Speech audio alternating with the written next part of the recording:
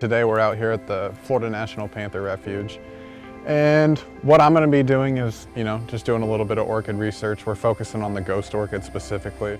The ghost orchid is the most recognized native orchid in North America.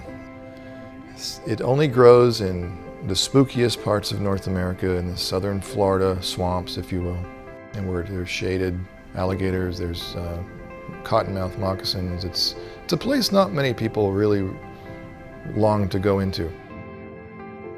Well, Florida was a very different experience for me. I wasn't field proven yet. And so it was really fun to actually go out and get field experience where we're out in the swamps. We're up to our thighs in water looking for ghost orchids.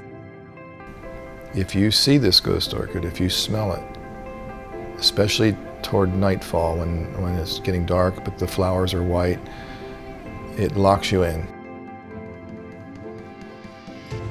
To see the ghost in flower, I thought, over the course of being here for 30 plus days, I'm going to see at least one or two in flower. But the very first day that we get out there into the swamp, to see one in flower, chest height, right in front of me. I'm not submerged in 2 feet of water. It's just right there and it's in flower. It was like, wow.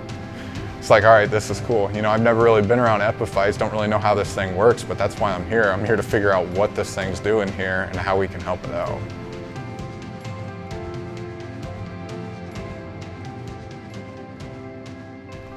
So what we did this summer is we brought in the top Cuban ghost orchid expert. Dr. Zettler has told me so much about Dr. Ernesto Mujica, I should say. I started reading some of his work, his literature that he's put out. And he knows ghost orchids. He can find these things when they're tiny plants on trees. I could rely on some of my Spanish to help fill in any gaps, and I felt like it really helped the research to go smoothly when I was working with Ernesto, the Cuban researcher. And he started his work in July with my 2 students, and when he left at the end of July, they documented more than 100 more. There's evidence that it was grown at Illinois College because it has a tag that says Illinois College. So these are Illinois College homegrown orchids that are been reintroduced. Look, they're flowering, and they've got fruits on them. Some fruits there. So obviously there's pollination happening here. This is good.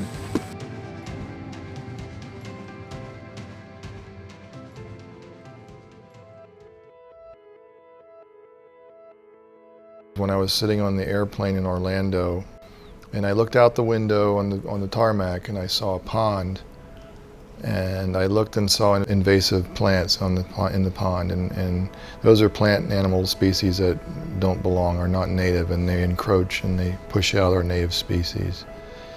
And I turned my head and I saw that, and I thought, I can't sit in my home state and see the ecology of it go down before my very eyes. I was really bothered by that. I grew up in Florida, I lived there 22 years. I remember as a little boy seeing plants and animals that I grew up with, and when I go back now I don't see them anymore because they're gone. These are endangered species, critically endangered species, some of these.